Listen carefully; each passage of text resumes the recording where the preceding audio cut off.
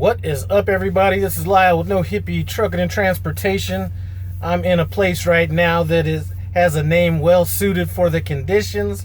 Slippery Rock, Pennsylvania. Let me tell you, this morning, driving through that Akron area, man, that roadway was slicker than a Southside pimp.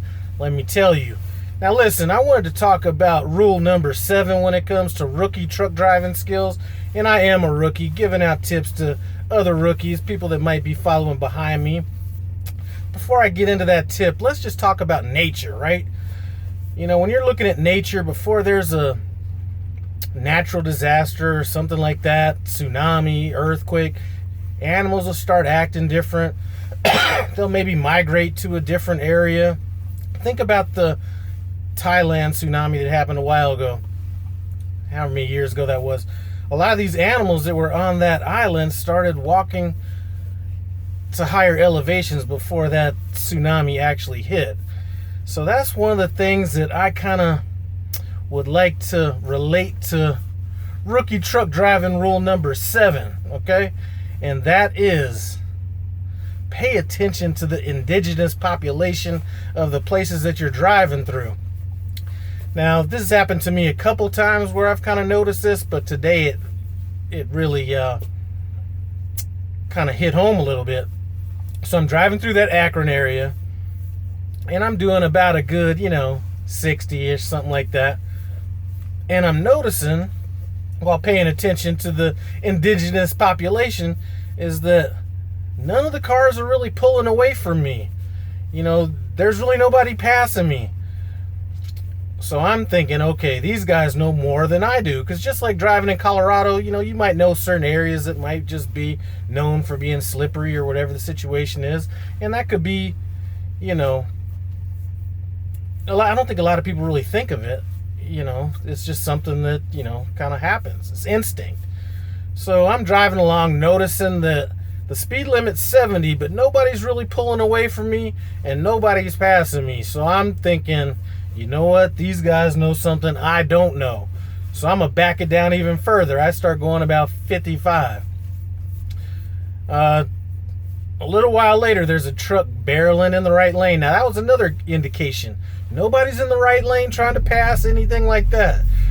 So truck comes by barreling. Had to be doing about 70 miles an hour. There's a bridge coming up with a curve around it.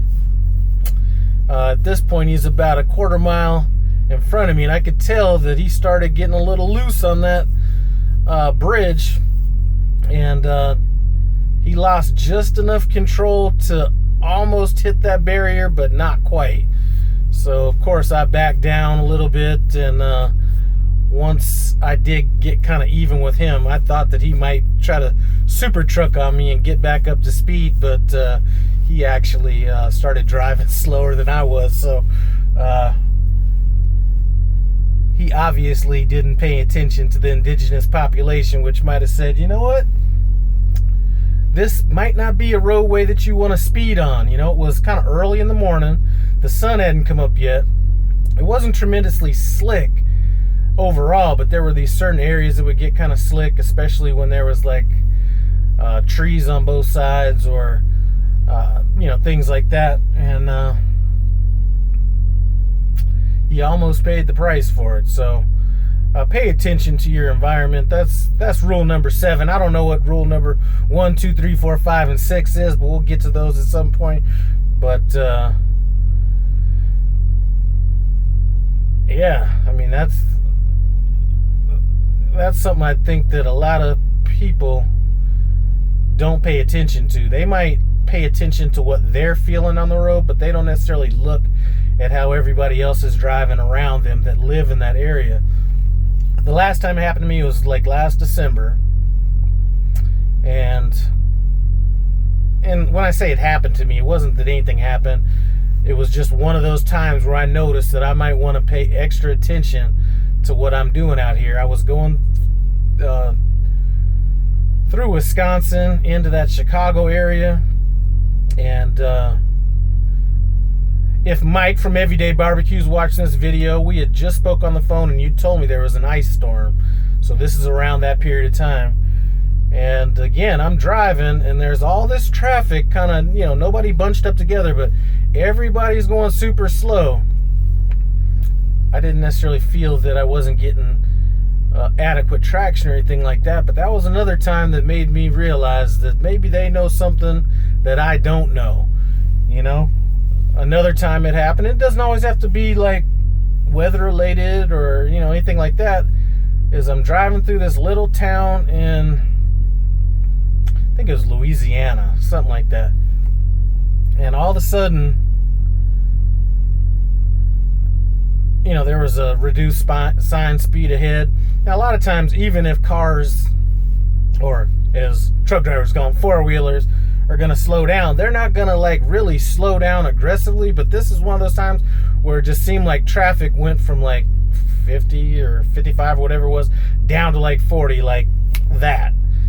And next thing I know, we go a little bit further up the road. There's a big old sign on the side of the highway, if any of you guys have drove through there, that said, "This is a speed trap area," or something like that.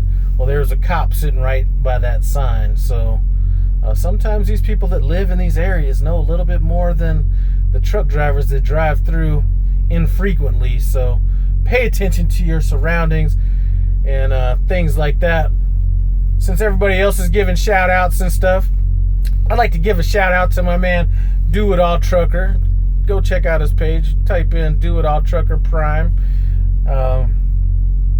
He had some issues going on with his YouTube page, had to kind of start things over again. So really, instead of looking at that as a bad thing, look at that as opportunity. You know, if you really want to be, you know, if you really want to ramp things up on your pages, the perfect starting point to start over. So don't just look at the negative out of this situation. Also want to throw a shout out to Trucking with John. Just got off the phone with him.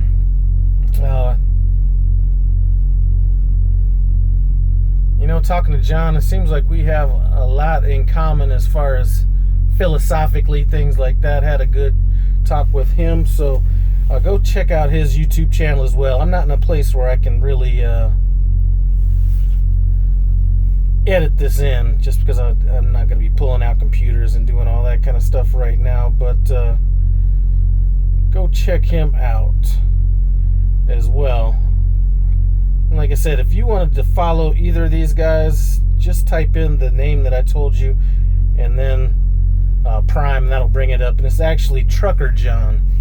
And what me and John had spoke about was, you know, he encompasses a lot of the values that I would be looking for in somebody that I would possibly have drive a truck that I might possibly buy, have somebody run.